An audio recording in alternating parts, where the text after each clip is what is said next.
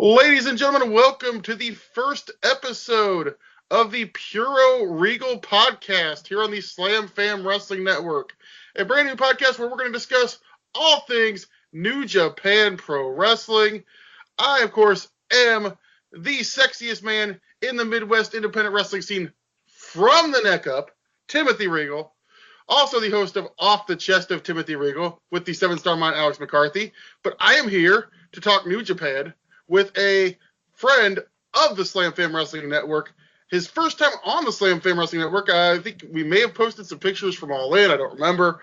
But the leader of Ringside Chat, Mr. Gary Freeland. Gary, how are you today? I'm doing great. Thanks for having me.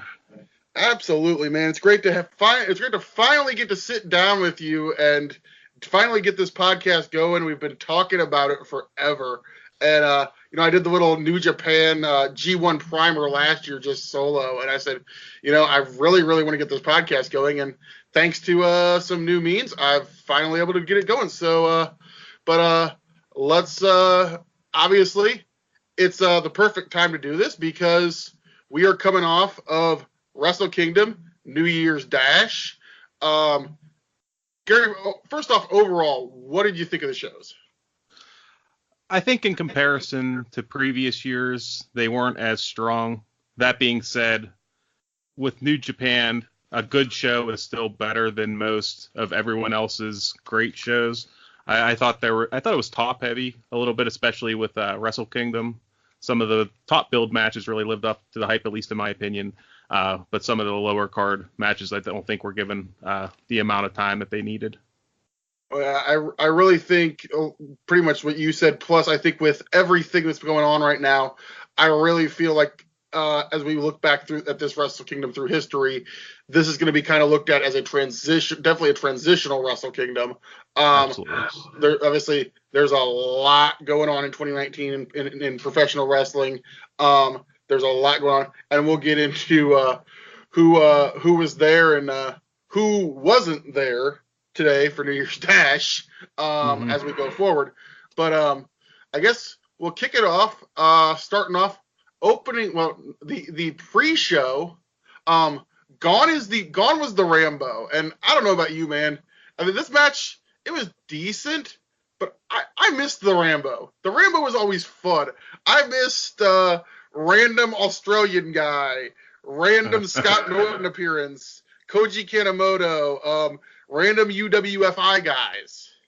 Well, while it was nice to have a lot of these guys on the card, like Minoru Suzuki, how he ended up in the pre-show, I don't know. It lost a little bit of its charm with having some of these legends that typically come back, or some random guys, or someone like a Scott Norton that shows up. It was an okay match, but that being said, I agree with you. I think it lost a lot of its charm. I was thinking, dude, what if there was any way you could just add a mystery team to this gauntlet? And I thought of a perfect team. It should have been Scott Norton, Buff Bagwell, and NWO Sting. God.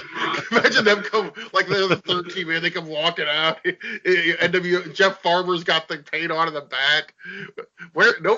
I'm surprised with everything going on in wrestling that like AIW or like Beyond or somebody or Black Label Pro hasn't tried to book Jeff Farmer as the NWO Sting in 2018. But for the 6-man, we opened it up with the first team out, the Elite team of Hangman Page, Marty Scurll, and Yujiro Takahashi. Second team out, the Chaos team of Beretta, Chucky T, the Best Friends, teaming up with Hiroki Goto. I mean, like you said, Suzuki, we'll get to him in a little bit, but you got Suzuki and Goto, two guys that last year fought for the Never title, and they're on the pre-show here. Mm-hmm. Yeah, I thought Cobb, Finley, and Nagata was out first. Was it? Oh shoot, I am wrong, and you were right. Okay. My show notes are copied, and they had it in the wrong order. I just realized. That's okay. Damn it. First flub of the podcast goes to me. Okay. Now, Finley, Nagata, and Cobb. Cobb are out. Yeah. Cobb sporting some excellent new suplex gear. I'm sure Alex liked that. But no, these guys, they went I think it was about 5 minutes, and then Finley pins Yujiro after some miscommunication with Chase Owens, and the Elite guys are out of there quick. Very quick. Yeah, that was and that. I thought it was weird that they're kind of, and we'll get into this later, especially with New Year's Dash, that they're kind of resetting what they're doing with Takahashi and Chase. To me, it's something they probably should have did a while ago. They probably should have never been put with the Elite guys to begin with. It's kind of a weird, mix. I honestly feel like the only reason they were with the Elite was so that on being the Elite, we could get Yujiro going, Kenny, you racist. Probably. And literally, it's like these guys never fit as like members of the Elite, and they were never really viewed as members of the Elite. They just kind of hung around, and it's like, yeah, I think especially when we get into New Year's Dash, I think it's these guys obviously with where they're going and where everybody's at, I think they're going to end up back where they belong here. Mm-hmm. But okay, so the next team was the Best Friends in Goto. Yeah. These guys got a little bit of time. Obviously, I love the Best Friends being in New Japan Pro Wrestling. I've been there since the early days of Chucky T from IWA Mid-South, and seeing this guy who just has so much fun, just out there every time. I'm really wondering where they're gonna go. I'd love to see them get a title reign in 2019. There's a huge gap there with the Young Bucks leaving. I'm assuming they're leaving for AEW. That there's going to need that heavyweight Gaijin team to kind of take that place. And to me, there's not a better team right now that would fit that mold than the Best Friends. That being said, I'm kind of confused as to what they're doing with Chucky T and his whole crazy shtick that they got going on with him. I'm not sure if they're teasing a breakup. Well, and that would be interesting too, because there's a lot of good matchups that they could really fill out that U.S. title picture that's, to me, is lacking. But I'd much rather see them stay together as a unit. I think they're better together, and they would really fill that spot that the Young Bucks are leaving behind. Yeah, there was a lot of speculation going into the weekend, and it didn't work out this way, that Beretta might be the mole in chaos, because I thought we would get a resolution to that. And we didn't get a resolution to that this week. So that storyline is still ongoing of who is the quote-unquote mole that Jay White keeps talking about in Chaos. I thought at one point it might be Beretta. Maybe it's Chucky T. Maybe that's why he keeps getting himself DQ'd. Maybe. I hope not, because I think these guys could have a tag team title heavyweight run in them. But like I said, and then you got Goto, and the next team out has Minoru Suzuki, two guys that fought for the Never Belt. They're in this gauntlet. Occasionally it's just not your year, and I think that's it speaks to how loaded, and some would say bloated, the roster for New Japan as a whole is, because you got two of your top talent working in an opening pre-show match. Yeah, it was really sad to see for me. I'm a big fan of Goto. I'm a big fan of Minoru Suzuki. He's the man that does not age, really. And I'm starting to get the feeling, based on, the booking of not only this match, but some of the booking that takes place on New Year's Dash, that they're going to give another shot with Nagata, too. It seems like they put some momentum behind him in regards to a potential feud with Ishii, which I think would be fantastic. And even in this match, Nagata actually got the pin on Chucky T. Yep. And then that brought out the Suzuki Gun team. Is it just me, or is it weird to see Lance Archer walk to the ring and not spitting water on the crowd? Yeah, it's very, very weird. Harold May's got this thing, no more spitting water on the crowd. All that's like, dude, it's like that kind of took away Archer's gimmick. Yeah. It just doesn't seem quite the same now. No, definitely not. Without Lance doing the old school crazy Bruiser Brody, Stan Hansen type entrance where he's basically attacking people in the crowd. It's But these guys, where do we go? Like, this was quick. I think it was like 2 minutes, 2 or 3 minutes, and then Archer gets the pin on David Finlay. And then we get the final team. What is it Alex called them? The two crazy guys and the blonde guy, I think is what Alex called them. You had Taguchi, coming out in his rugby gear. You had Yano, who, well, it's Yano. And then Togi Makabe, the guy who eats everything. And they end up going about 8 minutes here. What do you got any thoughts, in particular, on the final stretch? I wasn't real wild about the whole finish of this. That being said, I didn't realize that they were getting a shot immediately, so I don't mind that team getting fed to the current 6-man tag champs. To me, it would have made more sense for Suzuki Gun to kind of go into that role, but I mean, it's Yano and Makabe and Taguchi. It is. And that's like, you going into this, that was the team we should say that Makabe, Yano, and Taguchi go over. This is the team, I actually have this in my notes, the team I absolutely did not want to win won this. But now seeing where they went with it, these guys were also, like you said, they were getting fed. They were the most expendable team, the team that really didn't have a big angle to play out on the New Year's Dash show. So that, I mean, it is what it is. It was just a fun match. I went ahead and gave it 3 stars. What'd you think? Yeah, I actually rated these two. I gave it 2.5. I would say it was probably my second to last favorite. We'll get to my least favorite here shortly. But yeah, for an opener match, it was fine. I didn't mind the concept. Like I said, though, I'd prefer the battle royal at the beginning, with all the legends and the charm that had. But for what it wasn't bad. Maybe next year, there's we're gonna have a little more time, if you as you will. What was it? I guess before we get to the main show, because I guess this was the point where we found this stuff out, so I can kind of skip down a little bit in my notes and bring this up. We got the show announcements for the year. The first interesting one, no Secure Genesis. It's not on the calendar. Apparently we're putting everything into G1 Supercard. Which is great for me personally because I'll be at G1 Supercard. But yeah, it's kind of weird that they're not having Genesis this year. But I guess we'll see how that works out with the G1. And based on that video package, you would think that G1 Supercard is a completely New Japan show, because somebody brought that up to me on Twitter. It's like they did not mention Ring of Honor at all in this show, at all, and I think that's pretty interesting. It kind of is though. I mean, really, Ring of Honor just lost a huge amount of talent with the Elite going off and branching off on their own, so. It's not a complete shock that they're trying to focus on their own talent, because to me, at least for me, that's the main draw for that MSG show. Yeah, I think it's pretty interesting. But then obviously we get the G1 announcements, and the big one, the opening night of the G1, gonna be held in America at the American Airlines Arena in Dallas, Texas. I will tell you this much.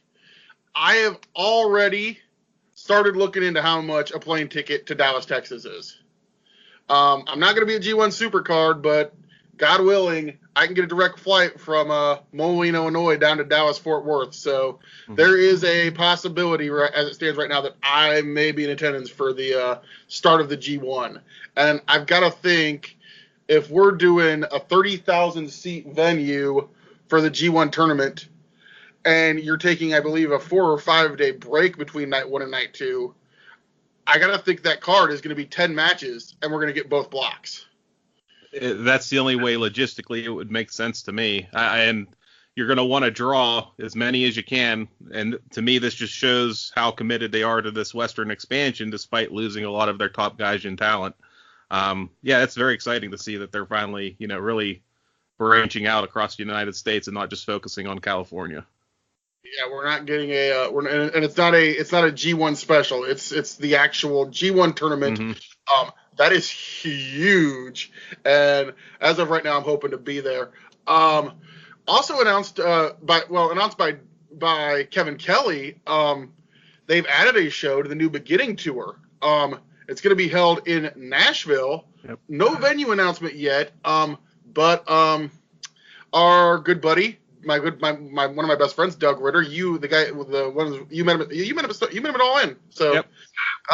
He lives in Nashville, and immediately I texted him and said, you know what? Why is it always that you get the lucky one? That we're just gonna happen to throw an extra new beginning show, and it's gonna happen to be in your hometown. The interesting thing with these New Beginning shows is they're going on the same time as the New Beginning tour in Japan is. So it's going to be really interesting to see how, essentially, for the first time ever, New Japan's going to run split crews. So it's going to be interesting to see. I'm guessing we're going to have, you're going to get you're going to get the Gaijin talent. You're going to get Juice. You're going to get Best Friends. Maybe a few others. But I'm really interested to see who they send over. I know they've already said that this is going to be a chance to give the California Dojo Young Lions a chance to get on a show, which those guys actually looked pretty. Have you watched the Lions Project? Yeah, it's not too bad. Yeah, those guys actually looked pretty impressive. So interested to see what the shows go.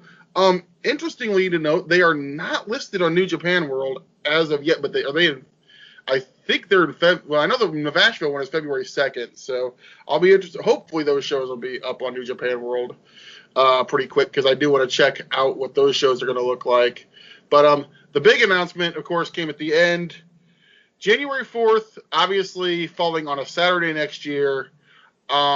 We knew that, but then they kind of just they showed that, and everybody's like, okay, no big deal, and then kind of gave a little bit of a pause, and then I think there might have been like a heartbeat thing, and then it said January 5th. So next year, WrestleKingdom goes to 2 days. I know I've been an advocate for a long time of WrestleMania going to 2 days. Mm-hmm. Obviously, New Japan's going to do it. I'm kind of hoping this gets the ball rolling with WWE to possibly move WrestleMania to a 2-day event. The big question, I think, is, what do you think a 2-day WrestleKingdom looks like? I mean, I would imagine, obviously, the IWGP title main events the second night and the Intercontinental main events the first night. That's kind of how I would structure the main events. But, I mean, it's hard to say. Maybe they have this gauntlet at the beginning of one night and then bring back the Rumble for the other. They had a really difficult time this year getting all their talent on one night, so they definitely have the talent to spread over both nights and so many different titles. So, I mean, literally every match except one on this card was a championship match. So being able to spread that out and have some other non-title related feuds, I think, will be of great benefit. The other thing that I brought up to a couple people is maybe they know something that we don't yet know. Maybe it's going to be co-promoted with, another company, be it Ring of Honor, be it All Elite, or maybe do we get a Noah participation? Because earlier Wrestle Kingdoms, a lot of people, if they're kind of like me and only started at Wrestle Kingdom 9, the early Wrestle Kingdoms, a lot of times were kind of non-canon co-promoted dome shows. Mm-hmm. There was a lot of Noah involvement. There was a lot of Big Japan, 01 talent used on the shows. And there is the, co-branded show coming up in New Japan, I believe, in a few months. Are we maybe going to see something like that at Wrestle Kingdom next year? It makes a lot of sense. I mean, they seem to want to build this relationship with Rev Pro. They already have a pretty strong relationship with Ring of Honor, AAA. I mean, you could bring all those in if you want to make this a WrestleMania-sized show, a weekend like we do here in the States. Why not bring all of them in? You'd have enough room across 2 days to kind of fill out your card and have this non-WrestleMania, for a lack of a better way to put it. But that was it for the announcements, and we've got to the main show, opening it up. Never open weight title match. Will Ospreay taking on Kota Ibushi. I put it down right away. Excellent opening match. I was just popping for everything. I'd been looking forward to this match it's been teased for 6 months. This was a match I'm looking forward to. Will Ospreay is one of my favorite wrestlers in the world. Kota, I think, may be possibly the best wrestler in the world at this in 2018. You can make an argument, and I'm not going to disagree with you. I loved this match. I mean, start to finish, super fast, high impact, 100 miles an hour. What about you? It was absolutely lived up to the hype to me. It was quite possibly one of the most athletic matches I've seen in quite some time. And we're in an era where these types of matches happen all the time, but this one just took it to a completely another level for me. And there was points in the match where I was just cringing because they both have, a history of bad neck injuries and issues with their body. So there was some really stiff, dangerous work going on, especially towards the finish where he pretty much knocked Ibushi out cold. I believe it looked like a legitimate injury. I don't think it was a work. I mean, Will does the running just back elbow, and just when he extends the full on extension of the elbow, and it's one of those things. People are kind of coming down on Will, being like, "Oh, great, he's unsafe like always." It's one of those things where these guys were laying in shots from the opening bell. I mean, obviously, and when you're doing that, these guys are going to lay their stuff in here. And that's kind of that's also kind of what the Never Belt is known for, is that strong style, where very snug, and thankfully it's come out. It seems like it's a mild, hopefully a mild concussion. It looks like Coda's going to be fine. And you can tell Coda at least was able to regain his wits enough because he went up pretty easy for the Stonebreaker. Mm-hmm. So, I mean, he still, I think, it wasn't like he was completely knocked out, because I think it took him a second to come back, but I think he did come back at least enough to get up and finish the match. And then they did, as a precautionary measure, put him on the backboard and all that. Thankfully, it sounds like that was strictly precautionary. And I think I feel like they're gonna turn this into turn it into an angle, turn it into a gimmick, because of Will's tweet where he tweeted out the clip and said, "Okay, you want me to change my style so I don't, hurt myself? Well, I guess so I don't shorten my career. Well, I guess I'm just gonna shorten everybody else's." Yeah. And they played it up on New Year's Dash where he was gonna do the elbow to Kushida. So, yeah, I think this is gonna get one of those things where they're gonna kind of take a shoot thing and kind of turn it into a work.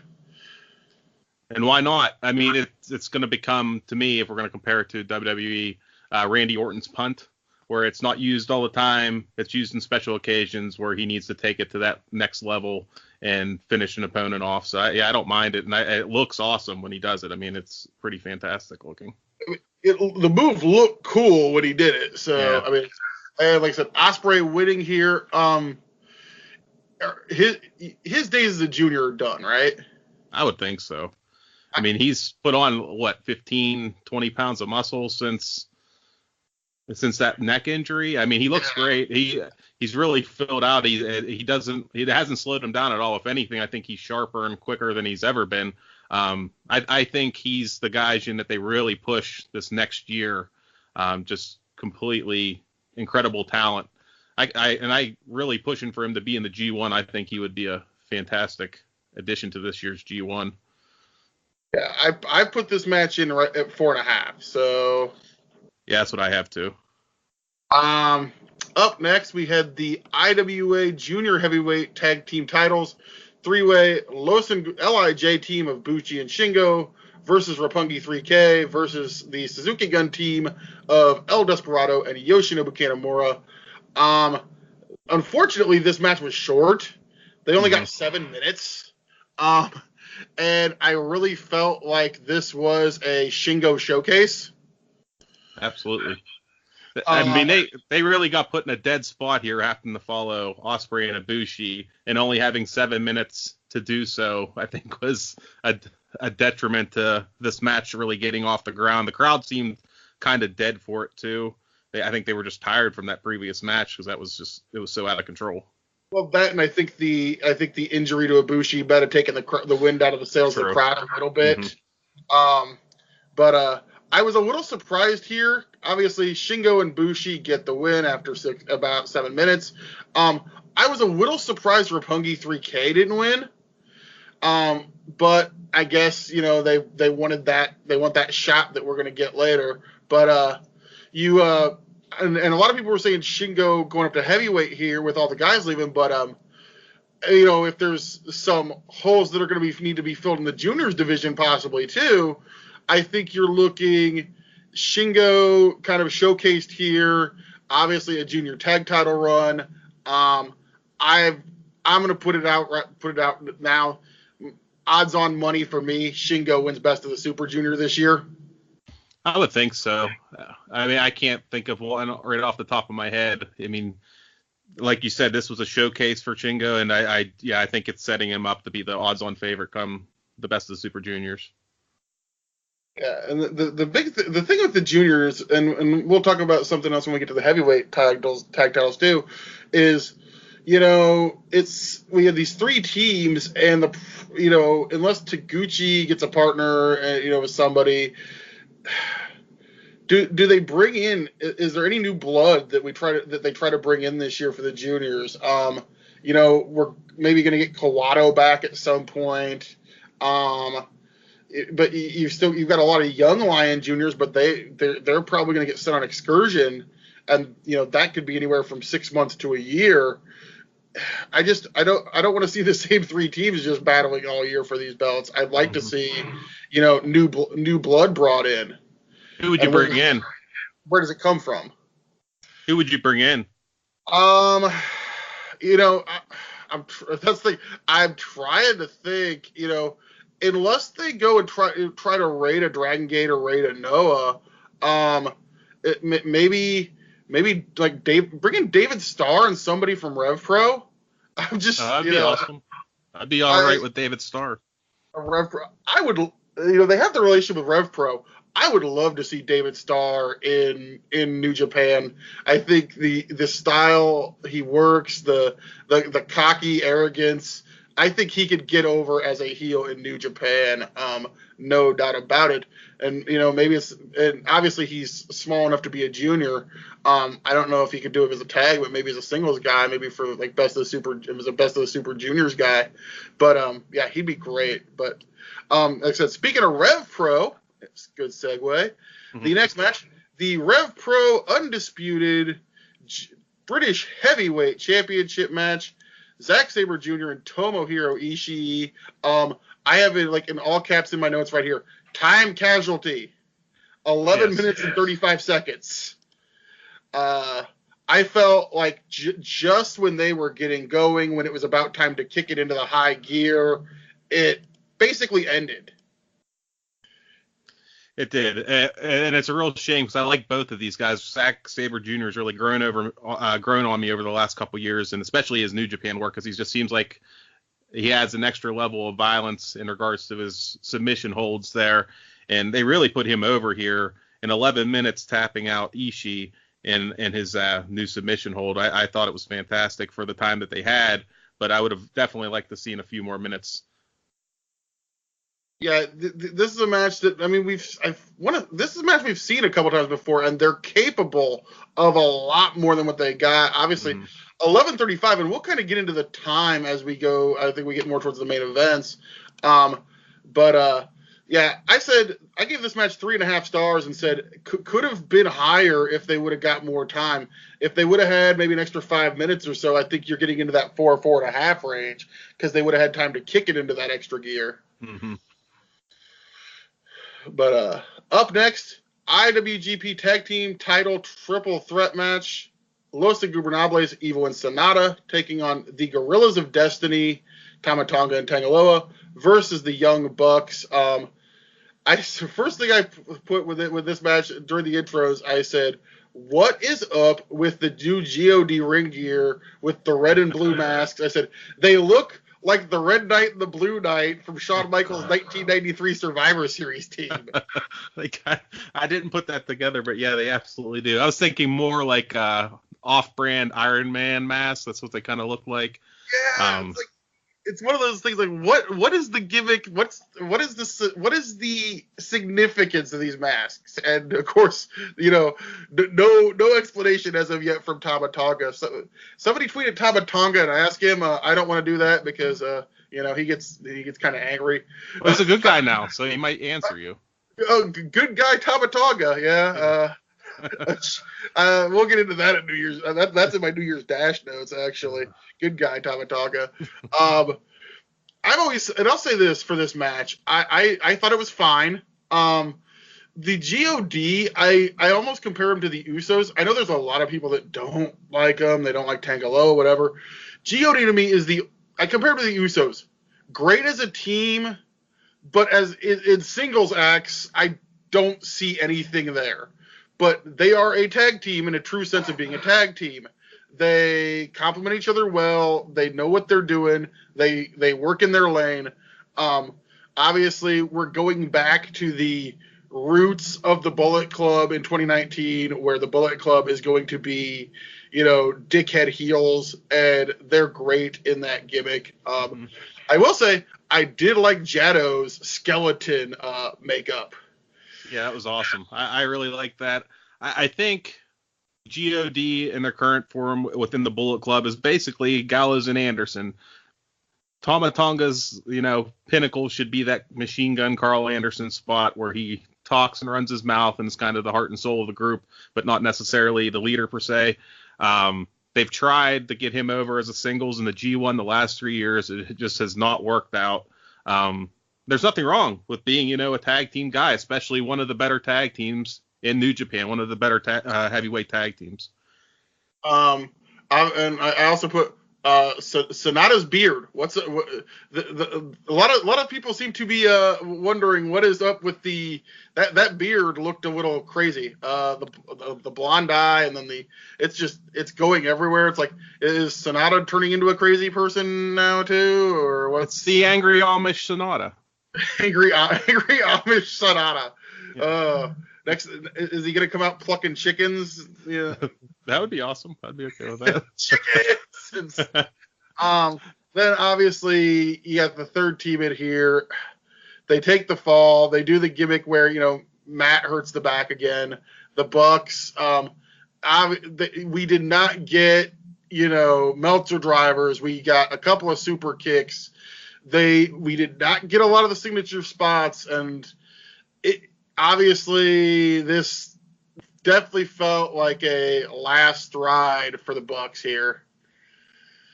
I thought it was kind of lackluster for a team that has given so much to New Japan. It just felt like it kind of flew under the radar, and they were just there for the fall, which I fully expected them to take. But this one kind of missed the boat for me. Yeah, and it's I feel like they didn't, and obviously when we get into New Year's Dash, that's going to be one of the first things to talk about. But I feel like the Bucks kind of deserved a little bit better send off. I mean, these guys were there for so long, and I give the Bucks and AJ a lot of credit for sparking my interest in New Japan. Mm-hmm. Like I said, my first match my first show was WrestleKingdom 9, but I had been watching, YouTube clips of the Bucks and AJ, the Bullet Club stuff for about a year before that. And the Bullet Club, as it was with, first with Devitt, then with AJ and all that, those guys were the reason that myself, and I feel like a lot of the Western fan base, became New Japan fans in the first place. So I wish they'd have kind of given them, maybe at Korakuen or something, just gave them a match where they, at the end of it, they, you give them the ring. I mean, like they did for Gallows and Anderson. Where you just let them have a moment to just, say goodbye. And I don't feel like we really got that here. Not at all. And we'll get into it when we get into New Year's Dash, but I definitely thought there would be some sort of send off there, or just a beat down to send them on their way, just something special to kind of commemorate them leaving. But yeah, this just kind of they were just kind of shuffled out, and that was it. And up next, we went to the United States Heavyweight Title match. Juice Robinson defeats Cody.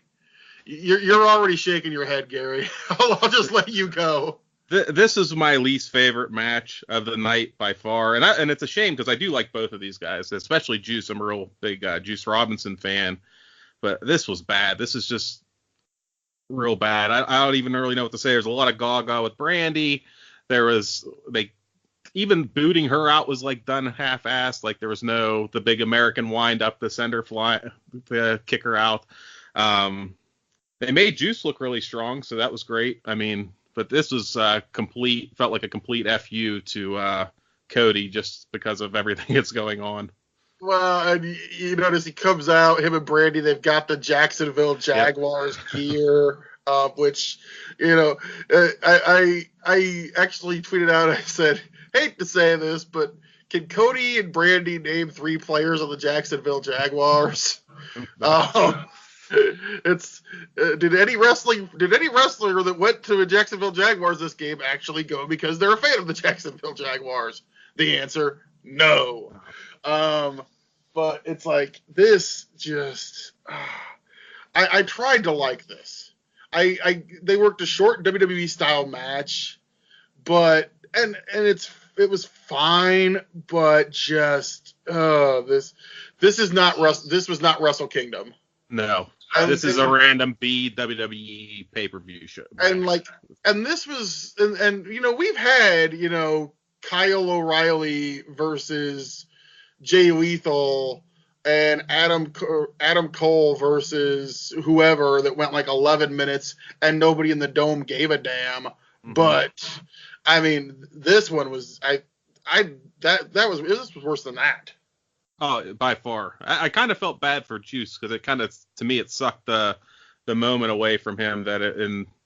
I'm gonna be quite honest with you, I'm not a real big fan of the United States title since its inception. I don't think it's been really booked very well, and it's just been kind of ping pong back and forth by whoever they feel like putting a title on at that point in time. Hopefully that'll change in the upcoming year with the expansion and everything. But this was not great. Yeah, and Cody obviously took the belt and just did not defend it, and then like you said, they kind of took away from Juice's moment because the story here should have been the fact that Juice finally beat Cody and finally won and wins the belt back, and now hopefully gets to have the reign that he should have got the first time and didn't because they decided, we got to hot shot the belt to Cody because he's the NWA champion and All In is happening and everything else, and kind of hurt Juice's run. But it just didn't come across that way. So it's like, okay, yep, Cody's gone. Cody dropped the title, he's gone. Juice, you're the champ, and you're gonna go to America and defend it. But I gave this match 2.5. I said it was fine. I mean, did you go lower? Yeah, 2. Yeah, it was just bad. I didn't care. To me, it fit, like you said, more into that WWE style, and it just felt really out of place in the dome. Yeah. It was kind of a just blah moment. And then we went from blah to what the hell. Kushida's ring entrance. Oh my, nightmare fuel. That is the stuff that nightmares are made of, folks. So there is also, Kushida's music hits, and out comes little mini midget Kushida wearing a mask that I'm assuming was from a 3D printer. Yeah. And it's like, okay, that mask is just creepy as shit. Of course, is it wrong that with the rumors about where Kushida may be going, my brain has been so manipulated by WWE to think, oh God, are they going to have Taiji Ishimori kill a midget Kushida?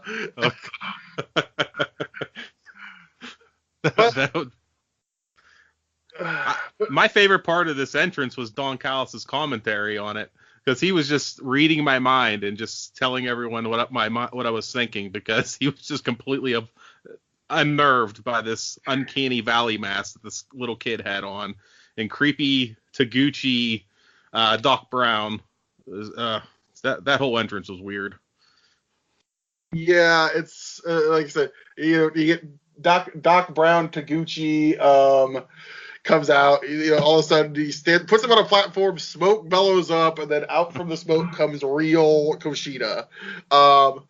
And this again this is another match on the show that I kind of felt like, okay, the match starts and it's going fine, and right when it's about time to kick it, to the higher point, the match just ended. Yeah. It was weird because where the junior heavyweight tag match was impacted by the previous match because it was so fast paced and entertaining, I think this match in its slower pace for the junior division was impacted because that last match was so bad that I think it just kind of lulled everyone to sleep. And then this match wasn't that, quicker paced typical junior match that New Japan has. Again, it was also a victim of time, which I feel like is, a theme of this show, which again would be great if they had 2 days like they're going to do next year. But it was an okay match. I think that I really got the feeling like this was kind of Kushida send off, especially with New Year's Dash and how that wrapped up for him. I think he's on his way to the WWE, honestly. Yeah, and I especially with the way the finish came about. I mean, it was literally boom, bang, 1, 2, 3, no kickouts, clean as a sheet pin for Ishimori, and it's like that is, and I put it like on my sheet. I said Kushida does the job, and then in parentheses on the way out, because everything that we're hearing is pointing to this point that Kushida is heading to the WWE, which I mean. It's something he's talked about that he's wanted to do. So, and I think you're setting up Ishimori as your junior ace going forward.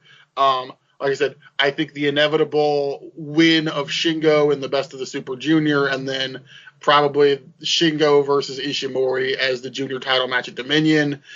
That's a match I'm looking forward to because I'm a huge fan of both of those guys.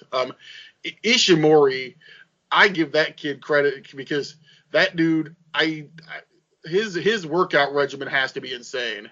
I mean, that dude's got like abs on top of his abs. Like Tony Nese talks about his abs. I'm like, nah, y'all need to look over at Taiji Ishimori for a minute. But now we get to, I think we get to the point where the card picks up. Business is about to pick up here, folks. We get to the only non-title match on the card. Jay White, Lee Switchblade, taking on Kazuchika Okada. I put down right in all caps, bold letters right here. And we've seen the video. Rainmaker is back. Okada comes out. It's the original Rainmaker music. No stop remix. Comes out in the long flowing coat. The money's falling from the ceiling. He's walking to the ring. He gets on the ropes, does the pose, gets off. He takes the coat off, and you're thinking there's something that doesn't look right, and then he finally takes the pants and just in one shot takes the pants go away. The shorts are back, and the dome goes insane. You're over when your thighs get a bigger pop than anyone else on the card. It's the thing of, number one, and I've said this, I hated those pants. Oh, they're awful. The pants are terrible. I'm like, what? Why are you? Who said that these were a good look? Because they just looked like something from a 1970s disco to me. Yeah. And it's like, it looks like somebody like threw up something, and this is the design that they went with. But no, the old school Okada, full Rainmaker gimmick. The shorts are back. There is a video, if people out there haven't seen it, of it looks like it was maybe a theater of some type where they're playing WrestleKingdom on a giant screen, and the second that he takes off the pants and the short, and you see the old school, short tights, the place, like, people were throwing water bottles in the air because this dude is this guy's bringing back the old school gear is so over. Like I said, this match was, like I said, you're getting, now we're to the point where it's like, yep, this is what we expect from WrestleKingdom. Absolutely just great back and forth match. Jay White is absolutely killing it. And this is, 1 year after what I consider an almost disastrous start for Jay White, where last year at the Dome, he comes out with Tanahashi and just was not getting over with the crowd at all. I think he finally found his character about halfway through the year last year, and they really just strapped a rocket to his ass in the G1. I mean, they gave him wins over pretty much all their top names. They beat Omega. And this is really, I feel, probably his best match in New Japan to date. And how old's the guy? 26? I mean, he has a ton of years in front of him. He's not even close to his prime yet. This was a great match. I love the flash finish. The quick finish was awesome. It kind of protected Okada too, because it kind of came out of nowhere. I'm really curious to see where Okada goes from here. But yeah, I really enjoyed this match. I thought this was way better than the match he had with Tanahashi a year ago. Yeah, I think, and especially, with the changing landscape, Jay White is being set up, and there's a reason Gato is with Jay White. Gato is with Jay White because they know that he is the future top gaijin talent that is going to be there for years to come. Obviously, he's, a gaijin that essentially came from the Young Lions system, and worked his way up. So the crowd is emotionally invested in him. I've been a Jay White fan because obviously I got in at WrestleKingdom, and Jay White was the first Young Lion class. Well, Jay White, David Finlay, Show and Yo were the first Young Lion class that I got. And then obviously Jay comes on excursion to Ring of Honor, and he's doing great. Went and worked Wrestle Circus, a few other places where I got to see a lot of Jay when he was on his excursion. I was a huge fan of him coming back, and I'm like, thankfully they stayed the course with him after the Tanahashi match. Had him beat Kenny for the U.S. title, had him go over on Okada and Tanahashi in the G1, and this guy's gonna be a top talent going forward for the year. I actually had a friend text me. He's like, "Is Okada gonna go to All Elite?" It's like, I said, unless they can get a double deal going. No, I said, and I'm going to say it right now, especially with 2 nights, there is zero chance that Okada is not main eventing one of those nights next year in the Dome. Oh, no way. I mean, they made such a big deal that he wasn't main eventing this show that, yeah, for sure, he has to be, whether it's the Intercontinental title or the World title, he's going to be headlining one of those shows, and he should. I mean, he's by far the most over guy on the card all night. Easily. Yeah, absolutely. But I gave this match 4 3/4. What did you have it at? I had it at 4.5. I thought it was really great. This is, to me, a coming out party for Jay White. I'm really excited to see where he goes here in the next year. I mean, he's had probably maybe the greatest calendar year that a Gaijin's had in quite some time with the victories that he's held. And they've made it pretty clear that he's going to be in the world title picture coming out of New Year's Dash, and we'll get into that in a little bit.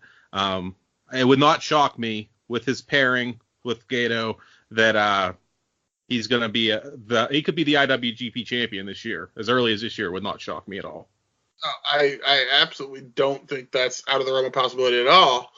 But up next, we get Naito and Chris Jericho in a no disqualification match for the IWGP Intercontinental title. I'm going to put it right off the top of the bat. I put my star rating. I gave this 5 stars. I love this match. This was hardcore wrestling at its finest. It didn't overdo it. It didn't need blood, but it was stiff. It looked real. That DDT on the table that Naito sold like a maniac was awesome. That pile driver on the ramp was just unbelievable, and that was right out of the gates. It set the pace for the match. It had a great story behind it. It made sense. Jericho's Bruiser Brody character may be my favorite version of Jericho. I really enjoy this like unhinged old Jericho. And I'm hoping he sticks around for a little bit, at least through the MSG show. But yeah, I can't say enough great things about this Jericho Naito match.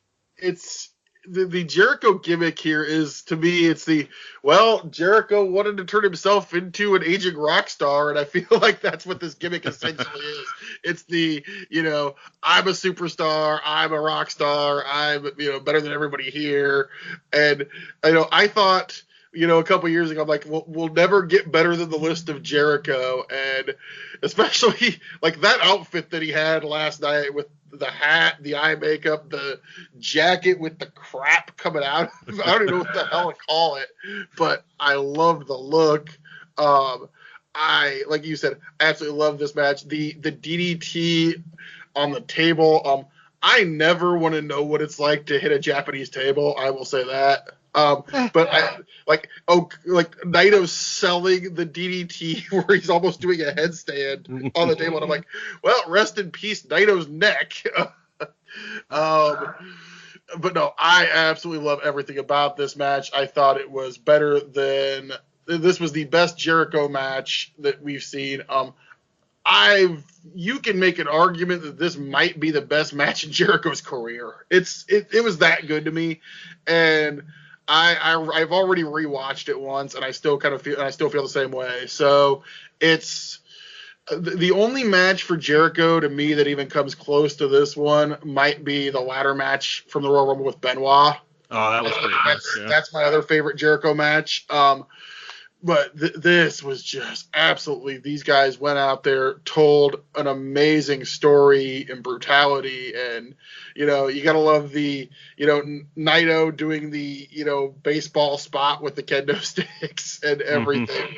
And then, Naito gets the win, gets redemption, from this year. This story started at New Year's Dash the year before, gets redemption.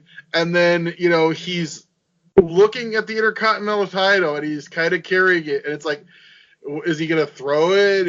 What's he gonna do with it? And he's the whole way as he's walking to the back, he's just looking at it, so conflicted, and he's like, what do I do with this title? And he's saying, and I know he said in the post press conference, he said, well, the title loves me enough to come back to me. So it's one of those things where is he indifferent? And I'm assuming that hopefully we'll get some more play out of that as we go forward through the year. But no, this in the main event, I think, are 1A, 1B for the best match of the show, because, we're going to get into this. Hiroshi Tanahashi and Kenny Omega, 39 minutes and 13 seconds. Chris Charlton pointing out the longest Tokyo Dome match of Tanahashi's career, which is pretty amazing when you think about it. But this Kenny Omega putting on another Best Bout Machine performance. The story of Tanahashi's comeback when, last year we were like, well, he's in the co-main event, and this might be the last time, and he's battled all the injuries, and maybe Tanahashi's time in the sun is over, and then he comes back out and just kills it in the G1, wins it, and then comes to WrestleKingdom, a redemption story, comeback story, and Tanahashi goes out here and proves that, yep, he's still the ace of New Japan Pro Wrestling. I wasn't really wowed about the build to this match, to be honest. I thought the place they put Omega in was kind of strange in comparison to how he got to where he was at. It felt out of character for him. But the match itself and the Tanahashi storyline over the past year has been great. I see a lot of people online complaining about this match, saying it wasn't long enough or it wasn't as good as his previous main events. But I'm with you. I thought it was just as strong as that Jericho Naito match. I love the storytelling. I love the finish. I really don't have any complaints. And as I was watching this match, I kind of came to the realization, and I may get some grief for this, is Kenny Omega is essentially this generation's Ric Flair, and a lot of his matches are very similar. There is definitely a prototypical Kenny Omega match, and there's nothing wrong with that because they're always fantastic. But and Flair was the same way, and I feel like he kind of fits that mold. But if this is the last we see of Omega in New Japan, which I don't necessarily know if it is, it was a great send-off. I wasn't a big fan of his title reign. I feel like his chase was much better than the actual reign itself. But this was a fantastic way to close the show. Yeah, I feel like his title reign was a little bit of a letdown. And like you said, I understand he's facing Tanahashi, but I feel like they tried way too hard to do the evil foreigner gimmick, calling Japanese wrestlers lazy. It's like, that's not what Kenny Omega is. No. And it's like, why can't, we just build this match as two guys that are the best in the world that are going to fight over the top title that are going to fight over the top title. I didn't understand the whole, well, Kenny's got to be the heel because he's facing Tanahashi, so we're going to have him just badmouth Japanese wrestlers for 3 months. That didn't make a lot of sense. But I mean, bell to bell, Kenny puts out the performance that we've come to know and expect. This was, and I see where you're saying with the Kenny kind of has a formula. But I mean, obviously, I'm a huge Kenny fan in pretty much every facet.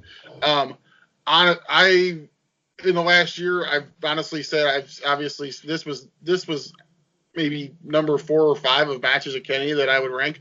Obviously, the Dominion match was better. I would rank above this. I rank the Pentagon match above this. Yes. But I mean, this match was still great. I gave it 4 3/4. Just a shade below 5 because, like I said, I think they're a little bit more drama, and maybe it's because you kind of had the feeling at that point in the night of, yeah, the way the writing's on the wall here that Kenny's gonna probably go under because we don't know what his future is at this point. Yeah. I was the same. I had 4 3/4. It was the second behind Jericho and Naito. Yeah, Jericho Naito was definitely your best match of the night. I enjoyed the show as I always do. I don't necessarily have a problem with the fact that the show was the shortest WrestleKingdom that I've watched. Mm-hmm. I think it came in main show at right around 4:20. Yep. And we've been used to 5.5, 6 hour shows over the last couple of years, and they tightened this show up quite a bit. I'd have been okay if you could have added maybe 30 minutes and given some of those mid-card stuff a little bit more, like the British heavyweight title match, a little more time. But I guess it's about consumability, and maybe with WrestleKingdom going to 2 days next year, this is kind of more what it's gonna look like. But no, I enjoyed this show. I wouldn't say it was the best WrestleKingdom, but I'm sure there's been way worse. There's definitely been way worse. We've had Kevin Nash and Brutus Beefcake on January 4th shows in the Tokyo Dome before. But no, I enjoyed the show. What about you? It was definitely a solid night. It was probably the most top-heavy WrestleKingdom that we've had in several years. A lot, it kind of lulled in the middle, which is rare for WrestleKingdom, at least in my experience. But again, like I said, a good WrestleKingdom show is better than 80%, 90% of most other wrestling shows. So I didn't struggle to get through this at all. There's some other shows that are at this length that are really painful to get through, and this one it felt like it was decently paced. But yeah, overall I enjoyed it. I am curious to see where they're going to go with some things and how the Kenny Omega fallout's going to happen. And so we'll really quick, I think we'll kind of quickly go through New Year's Dash, kind of give out what I thought. I was actually awake at 3:30 this morning. So because I had fallen asleep way early last night and woke up and I'm like, well, I'm awake. Let's see what's going on. Maybe see at least what the card is. And so I turned on New Year's Dash and they announced the card and then somebody posted on Twitter and I'm like, man, this is not really jumping off the page for me. Not at all. The first thing you notice right away is there is no Elite at all on the show. There is no Kenny, there's no Cody, there's no Bucks, there's no Hangman, there's no Marty. And New Year's Dash, you always expect some kind of surprise, some returns. Your big announced surprise is the return of Yoshihashi. Yeah, and his lovely new haircut that he has. Yoshihashi. So, right. That being said, I thought it was a solid show. I mean, it didn't really grab me. Yeah, like you said, the card itself was just like, eh. But I mean, the angles that they kind of set up I thought were pretty decent. I thought the show was decent. I thought the opener was solid. I thought it was Roppongi 3K with Rocky taking on Davey Boy, Lance Archer, and Iizuka, which is there a worse wrestler in New Japan than Iizuka? I feel like that's his spot, is that very first match on New Year's Dash. Every year he's in that first 6-man tag, just running around the crowd like a maniac. Bite people and no, the one thing I noticed in this match is I felt like Sho and Yo and the Killer Elite Squad actually worked really well together. And it goes to a point of, should we maybe think about the junior tags and the heavyweight tags consolidating into one division? I think so. I don't think there's enough teams in either division to kind of sustain them, but if you merge them, there'd be a lot of interesting matchups. And Rocky Romero actually made a comment later in the show, kind of hinting that Roppongi 3K may hop into the heavyweight tag division. To me, yeah, it would make more sense. You'd get rid of a title too. I think New Japan has way too many titles as is. But yeah, I think there'd be a lot of cool, interesting new matchups that would liven up that tag division, especially towards the end of the year with the tag league.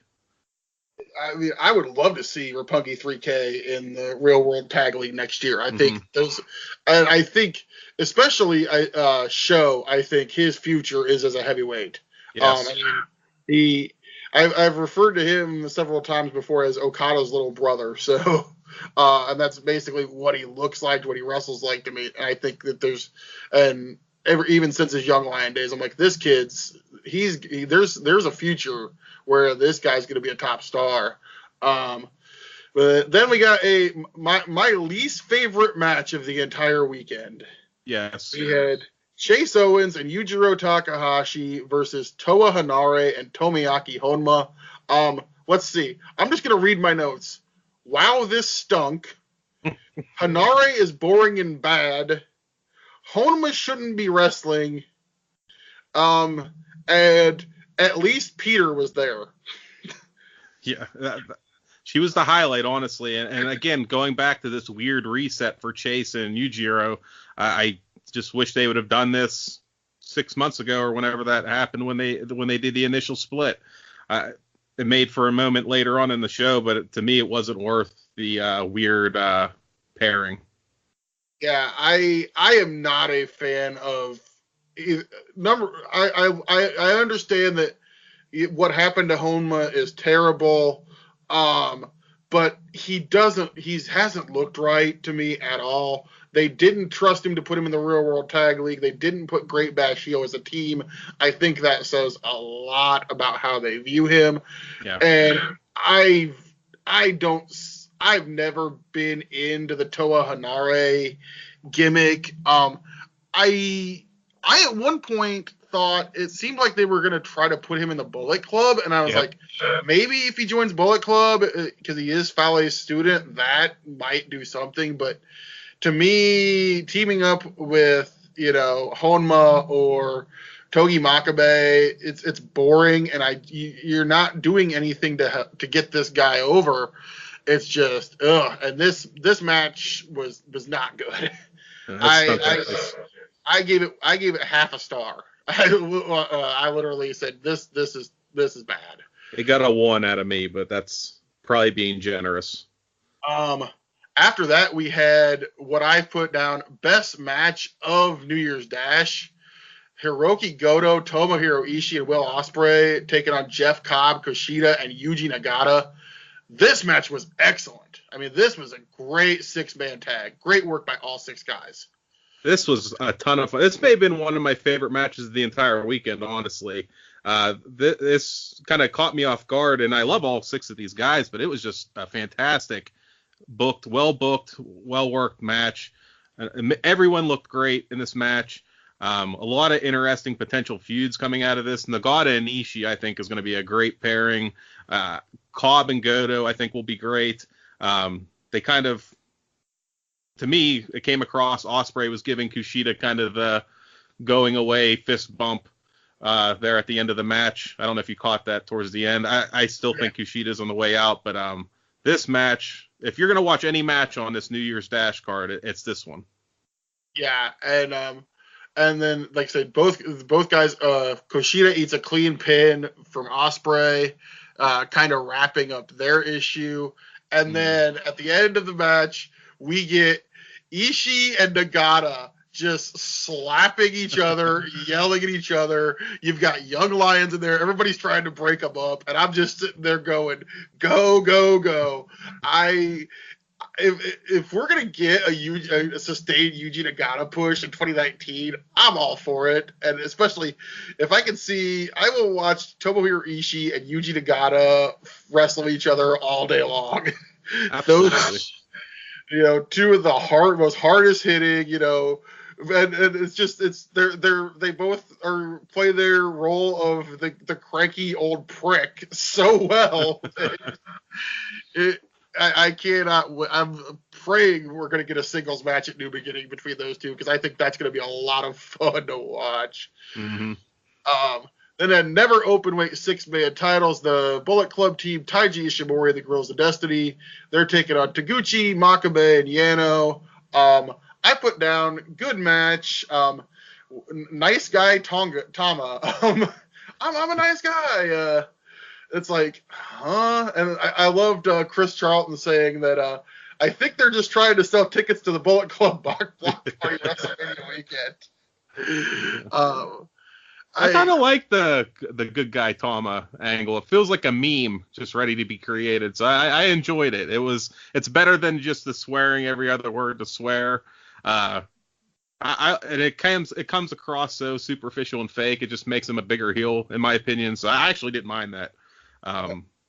My favorite meme GIF of the weekend was the Lance Archer power slamming the young boy on the concrete, and I tweeted it out and I said, I'm gonna attack my DDP yoga later this morning, and the power slam shot. But no, nice guy Tama is definitely a meme waiting to happen. Yes. But no, I feel like this match kind of set up. Obviously, you've got the setup Taguchi being the first guy to face Ishimori, which, I mean, Taguchi, he can take a pin. It doesn't hurt him. And the important thing to remember with Taguchi is if you go back and you watch the Best of the Super Junior final with Ospreay, or go even a little bit further back than that and watch some Apollo 55 with him and Devitt, is Taguchi when he needs to, when he has to, he can go. So I think Taguchi and Ishimori can have a really, really good match for the junior title and help, kickstart Ishimori. And then obviously you had, surprising me, not at all, Owens and Yujiro run in, they help out the Guerrillas, and then everybody hugs at the end. And Owens and Yujiro, like you said, this should have happened back during the Bullet Club Civil War. It would have made sense to have Owens and Yujiro screw the Elite guys over at some point. Yeah. And I don't know why we didn't do it then. Yeah. I mean, to me, it would have been more entertaining for me had they not just accepted them back so quickly and just allowed them to kind of drag out, to have them run out and interfere in all their 6-man tag title matches and try to like earn their way back in the good graces of the Bullet Club. So basically using these two guys to kind of manipulate the system, and Tama can still say, oh, I'm a good guy, I can't control what they do, blah, blah, blah. I think that would have been a more interesting thing than just to immediately say, oh, all is well and you're back in the group. Yeah, but up after that we had Suzuki, a 10-man Suzuki Gun versus LIJ. You know, and I love the fact that this just starts out absolutely insane. You know, like Naito jumps in the ring and then instantly they frame the shot perfectly. Oh, it's where the beautiful. second Naito turns around, all you just see is a chair come flying over the top of his head. And it like freaking Taichi just like destroys a chair over his head. They brawl into the crowd. At one point, I think they showed Suzuki and Sonata brawl like fighting each other in the hallway. This was a lot of fun. And obviously, you know, it's Suzuki Gun, it's LIJ. You know what we're gonna have. A lot of Gaga. You know, it's a brawl. It's a 10-man. They're gonna be all over the place. But I think the important thing with this match was you set up 3 things for New Beginning. You set up your first junior heavyweight title match with Despy and Kanemaru are gonna probably get the rematch with Bushi and Shingo. I'm assuming, and I just threw this out there, ZSJ and Suzuki, because I believe they are the British heavyweight tag champs in Pro. I'm assuming they're gonna challenge Sonata and Evil for the tag titles, and then Naito's first challenger is gonna be Taichi. Yeah, that's it's Taichi. Just means he's going to have a longer run with the title, because I can't imagine they're going to, you know, pitch it off to Taichi on his very first defense. God, I hope not. I would hope not. Unless they have bigger plans for, you know, Naito later on with the world title. I can't imagine that he's dropping that title. I think there's bigger plans for Naito, but I think they're much further down the road than you know, New Beginning or G1, and you know, you can, and I think he at least holds the title until G1 Supercard, and you set him up in a big IC title match against someone there, maybe a Jay White or something to that effect. But this, like I said, the match was fun, but I am not a Taichi fan. I don't get the Phantom of the Opera, but then we had the big surprise of the night, the return of Yoshihashi. I'm assuming someone somewhere cares, but I don't know where they are, or who they are, or why they do care. It's Yoshihashi. Yoshihashi, to me, this is what happens with Yoshihashi, okay? He is like Okada's little brother, and Okada said, hey, Mom, I'm going to go professional wrestle now. And Mom yelled back, okay, son, but take your little brother Yoshi with you. Like, that's what happened. That's how Yoshihashi ended up here. Is Okada's mom like forced him to take the goofy kid next door or something to wrestling school with him. Good for him. I mean, let's focus on the positive. He made it all the way to the ring and didn't kill himself, so that was great. He didn't knock his front teeth out or knock himself unconscious, so that's a win on his behalf. Oh, Lord. This match, I mean, obviously Yoshi comes back, and we're supposed to celebrate this, and of course he's in there with Okada and Tanahashi. Who's taking the pinfall? It ain't gonna be Tanahashi. It ain't gonna be Okada. I mean, your big return match, and you're the pin eater, and it's pretty damn obvious when you look around that ring that you're the pin eater. And this match again is basically all about putting Jay White and this new 2019 version of Bullet Club over. Kevin Kelly and Chris Charlton told an excellent story, and I really want them to use this more and spin this, that Jay basically got his initial advice from Fergal Devitt to seek out Fale. for his initial training, and then Fale took him to the dojo. So Jay White, essentially being the leader of the Bullet Club, is coming full circle back to Devitt.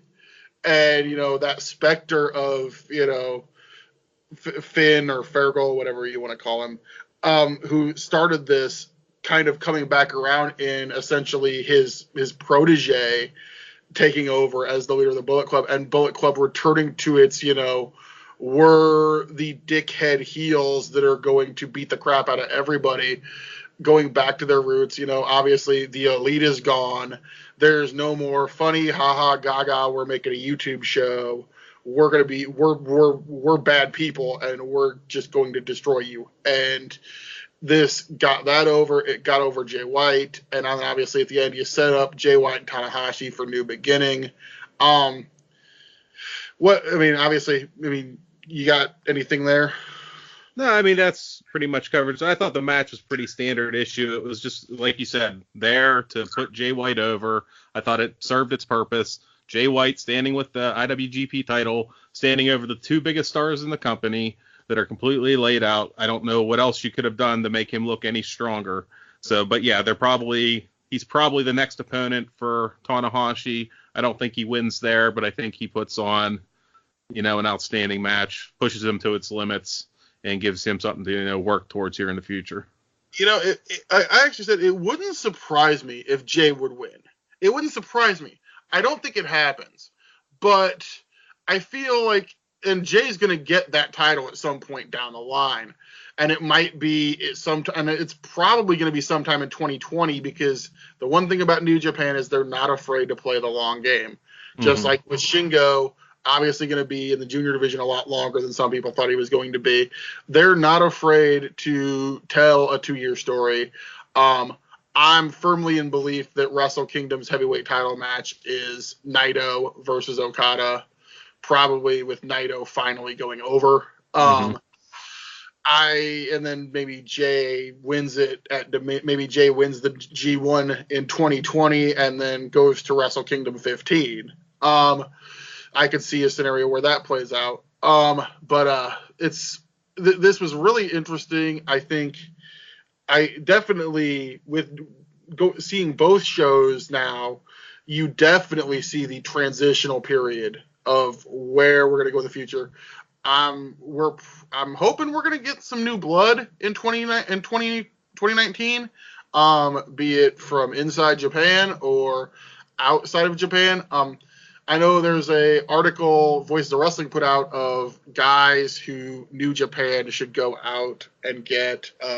I like Daisuke Sakamoto is a name people keep throwing out because he's done some of the Lionsgate shows. But either way, no matter what, I think that we're gonna see. It's gonna be a really interesting year to see where we're going. Chris Jericho, I don't know did you see him demanding an IWGP heavyweight title shot? I did. I'm gonna throw it out there. Jericho Tanahashi main eventing MSG. Yeah, I think that makes the most amount of sense. You got the biggest non-WWE gaijin available to main event your biggest show in the United States. That makes the most amount of sense to me. Especially if you don't have the elite guys at this point. I think that's a match you can go to. You can, then you can go to maybe Okada and Jay, or maybe Jay Naito for the IC title, and that's where Jay maybe gets the IC belt for a while. But yeah, I think for the first half of the year, it's going to be very interesting to see as we go through January, February, March, what's going to lead, because I think everything's going to kind of point to that for that show, and then kind of what's coming beyond that after we get to G1, the MSG show, you're going to get the best of Super Juniors at G1 and then forward on from there. But like I said, I think it's going to be really, really interesting to see where we're going for this first half as we head towards, and all roads kind of lead to MSG. But that's it for the first episode, I think. Gary, thank you. And I'm hoping my plan is for this show to kind of do maybe like previews and then post shows of some of the big events. So maybe once we get a few more weeks, we get cards for the new beginning. We'll come back. We'll preview those. Everybody, if you got anything, I guess I'll plug a few things. Myself, you can follow me on Twitter at SCWRegal444. Don't forget to follow the Slam Fam Wrestling Network at SlamFamWrest. And, of course, you can follow the brand newly created Twitter account for this show at PuroRegalPod. Gary, you got anything you want to plug? I'm not really on Twitter, but if you want to check out Ringside Chat on Facebook, it's a Facebook group where we have some discussion, and a lot of Tim's on there, Alex is on there, I'm on there, obviously. It's a pretty decent group for the most part. We have a lot of fun in the group. It's pretty easy if you're a wrestling fan, especially if you're a fan of smarky fans like us. Yes. We have a lot of fun. There's a lot of gaga, but then a lot of it then kind of analysis. It's a fun group. It's probably one of my favorite things on Facebook. So, but again, that is our first episode. Got any feedback? Let us know. Hit me up on Twitter. Hit up Gary. Hit us up on Ringside Chat. We're very interested to see what you guys think. If there's anything you guys want us to add, take away, anything at all, I'm an open book. Hit me up. Let me know. But we will see you probably in a couple weeks for the new beginning.